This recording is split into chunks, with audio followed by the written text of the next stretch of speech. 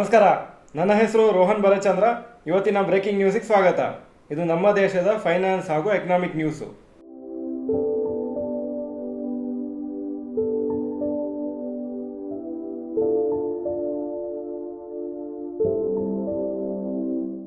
News number 1, Cognizant delays salary hikes. US IT services company Cognizant ಅವರು salary ಹೈಕ್ಸನ್ನು ಅವರು postpone ಮಾಡಿದ್ದಾರೆ ಹಾಗೂ ಆಗಸ್ಟ್ 1ಗೆ ಇದು ಕೊಡ್ತಾರೆ ಅಂತ ಹೇಳಿದ್ದಾರೆ. ಇದು delay of 4 months compared to the previous year. Usually April period ಅಷ್ಟೊಳಗೆ ಅವರು ಸ್ಯಾಲ್ರಿ ಹೈಕನ್ನು ಎಂಪ್ಲಾಯೀಸಿಗೆ ಕೊಡ್ತಾಯಿದ್ರು, ಯಾರು ಎಲಿಜಿಬಲ್ ಇರ್ತಾರೆ ಅಂತ. ಈ ಸತಿ ಡಿಲೇ ಮಾಡಿದ್ದಾರೆ. ಅವ್ರ ಹತ್ರ 3.47 lakh ಎಂಪ್ಲಾಯೀಸ್ ಇದ್ದಾರೆ ಆಲ್ ಓವರ್ ದ ವರ್ಲ್ಡ್. ಅದರಲ್ಲಿ 2.54 lakhs ಇಂಡಿಯಾದಲ್ಲೇ ಇದ್ದಾರೆ. Cognizant weak January to March 2024 quarter expect ಮಾಡ್ತಾ ಇದ್ದಾರೆ. ರೆವೆನ್ಯೂ 1-2% ಬೀಳ್ಬೋದು ಅಂತ ಹೇಳ್ತಾ ಇದ್ದಾರೆ. ಹಾಗೂ ಈ ಪರ್ಟಿಕ್ಯುಲರ್ ಸಿಚುವೇಶನ್ ಇಂಡಿಯನ್ IT ಕಂಪ್ನೀಸ್ಗೂ ಆಗ್ಬೋದು ಅಂತ ಕಾಣಿಸುತ್ತೆ. News number 2, India aims to attract $100 billion a year in FDI. ಒಬ್ಬರು ಇಂಡಿಯನ್ ಗೌರ್ಮೆಂಟ್ ಅಫಿಷಿಯಲ್ ಪ್ರಕಾರ ಇಂಡಿಯಾ ಎಕ್ಸ್ಪೆಕ್ಟ್ ಮಾಡ್ತಾ ಇದ್ದಾರೆ $100 billion ಅಥವಾ 8.3 lakh crores ಪ್ರತಿ ವರ್ಷ ಫಾರಿನ್ ಡೈರೆಕ್ಟ್ ಇನ್ವೆಸ್ಟ್ಮೆಂಟ್ ಆಗಿ ಫಾರಿನ್ ಇನ್ವೆಸ್ಟರ್ಸಿಂದ ಇಂಡಿಯಾಕ್ಕೆ ಇನ್ವೆಸ್ಟ್ಮೆಂಟ್ ಪಡೀಲಿಕ್ಕೆ. ಹಾಗೂ ಅವ್ರು ಏನು ಹೇಳ್ತಾ ಇದ್ದಾರೆ ಅಂದರೆ, ಚೈನಾಲಿ ಹಾಕೋ ಬದಲು ಅಥವಾ ಚೈನಾ ಇನ್ವೆಸ್ಟ್ ಮಾಡೋ ಬದಲು ನಮ್ಮ ಕಂಟ್ರೀಲಿ ನೀವು ಇನ್ವೆಸ್ಟ್ ಮಾಡಿ ಅಂತ. ಆ್ಯಪಲ್ಲು, ಸ್ಯಾಮ್ಸಂಗ್ ಎಲೆಕ್ಟ್ರಾನಿಕ್ಸು ಇವರೆಲ್ಲ ಇಂಡಿಯಾದಲ್ಲೇ ಮ್ಯಾನುಫ್ಯಾಕ್ಚರಿಂಗ್ ಮಾಡ್ತಾ ಇದ್ದಾರೆ. ಹಾಗೂ ಅವ್ರು ಸುಮಾರು ಇನ್ಸೆಂಟಿವ್ಸ್ ತಗೊಳ್ತಾ ಇದ್ದಾರೆ.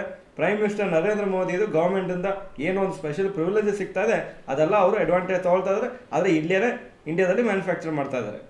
ಇದರಿಂದ ಇಂಡಿಯಾದು ಮ್ಯಾನುಫ್ಯಾಕ್ಚರಿಂಗ್ ಸ್ಟ್ರೆಂತು ಜಾಸ್ತಿ ಆಗ್ತಾ ಇದೆ. ಯಾಕಂದರೆ ನಾವು ಮುಂಚೆಂತೂ IT ಸರ್ವಿಸಸಲ್ಲಿ ಮಾತ್ರ ಸ್ಟ್ರಾಂಗು, ಈಗ ಮ್ಯಾನುಫ್ಯಾಕ್ಚರಿಂಗ್ಲೂ ಸ್ಟ್ರಾಂಗ್ ಆದರೆ ನಾವು ಎಷ್ಟೋ ಕಂಟ್ರೀಸಿಗೆ ಕಾಂಪಿಟೇಷನ್ ಕೊಡ್ಬೋದು.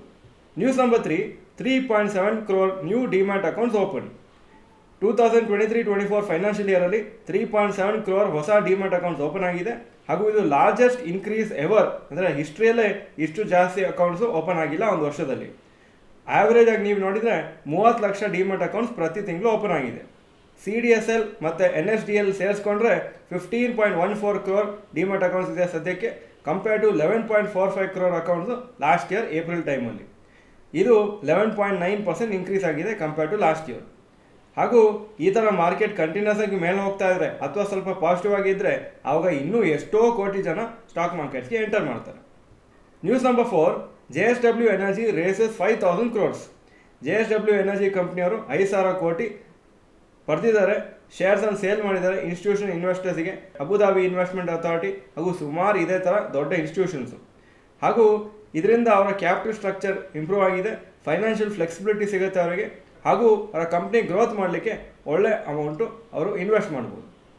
ಈ ಪರ್ಟಿಕ್ಯುಲರ್ ಕ್ವಾಲಿಫೈಡ್ ಇನ್ಸ್ಟಿಟ್ಯೂಷನಲ್ ಪ್ಲೇಸ್ಮೆಂಟ್ ಅಥವಾ QIP ಅಂತ ಏನು ಕರೀತಾರೆ, ಇನ್ಸ್ಟಿಟ್ಯೂಷನ್ ದುಡ್ಡು ತಗೊಳ್ಳೋದು, ಅದು 3.2 times ಸಬ್ಸ್ಕ್ರಿಪ್ಷನ್ ಆಗಿತ್ತು.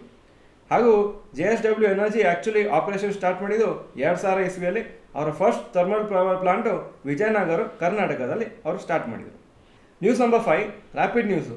ಟಾಟಾ ಸ್ಟೀಲ್ ಅವರು highest ever annual crude steel production ಮಾಡಿದ್ದಾರೆ, 20.8 million tons. ಇದು growth of 4% compare to last year.